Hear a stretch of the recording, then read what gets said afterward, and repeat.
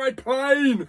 Come and have a suck on this, love. Shadow in the Cloud with Chloe Grace Moretz. And yes, that is some of the dialogue in this film. Okay, what did I think?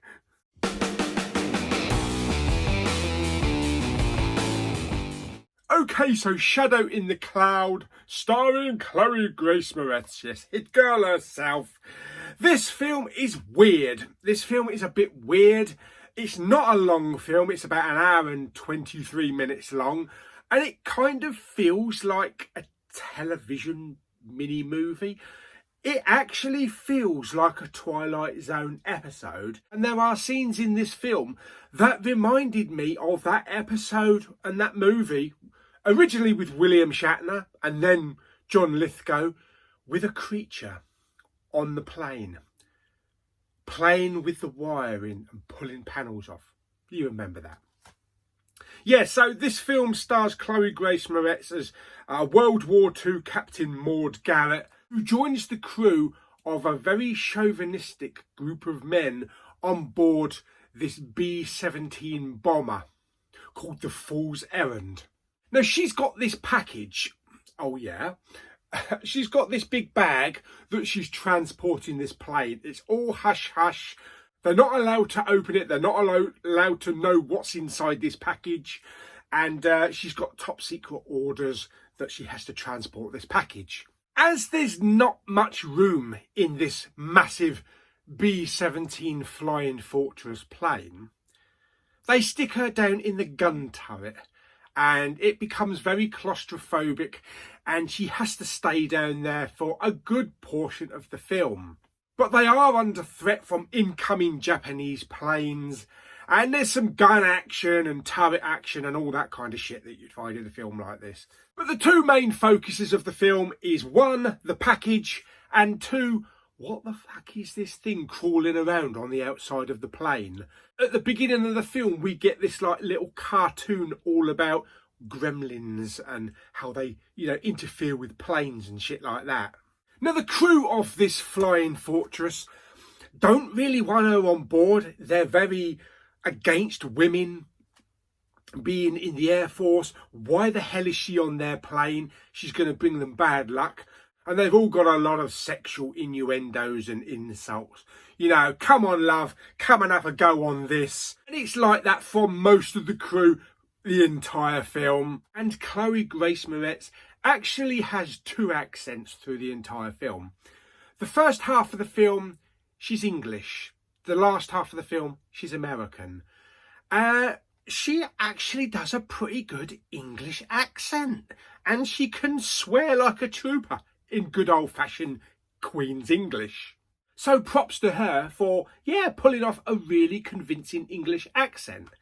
The other guys on the plane just become really annoying. They're nobodies. I've never heard of them. I think the film is probably co-financed by New Zealand, and it's just a lot of unknown actors. She's the only recognisable actor in the film. There are a few good action scenes in the film, but there are some absolutely ridiculous action scenes in the film. Like, how the fuck hell is that even possible with gravity? It's kind of exciting, but you're thinking, how the fuck is that possible? That's not possible. Yeah, so there are some absolutely ridiculous situations that she's thrown into and stuff that she carries out which is just beyond belief. She does have another secret agenda. We don't know what's in this package until towards the end of the film. And I kind of get where they were going with the story. She turns up at the beginning of the film with bruises on her face and her arm in a sling, and it's never explained until you get to the end of the film. And it kind of makes sense at the end of the film why she was doing what she was doing.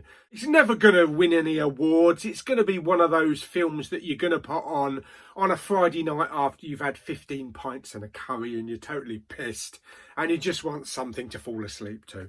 So it's never going to win any awards, but it was all right.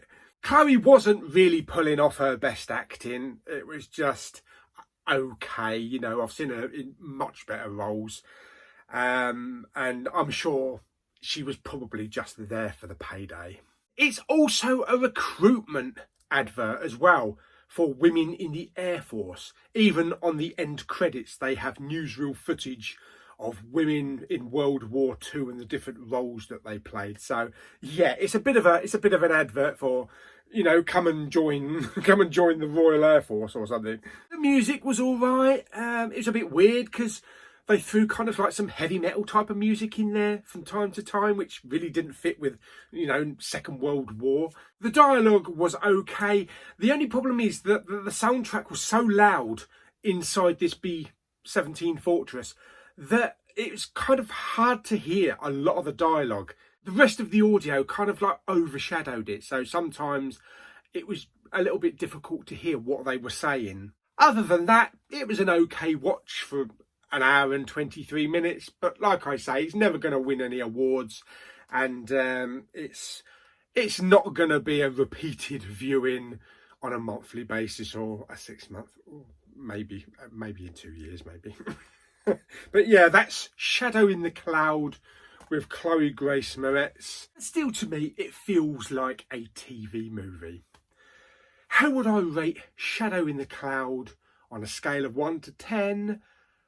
I'm going to give it 5.5 something's crawling around on the underneath of a plane. Yeah. So I hope you enjoyed my review of Shadow in the Cloud with Chloe Grace Moretz. If you liked the video, give it a thumbs up. Blah, blah, blah, blah. Don't forget to subscribe. Have you seen it? Did you like it? Stick it down in the comments. And I shall see you on the next video. Bye!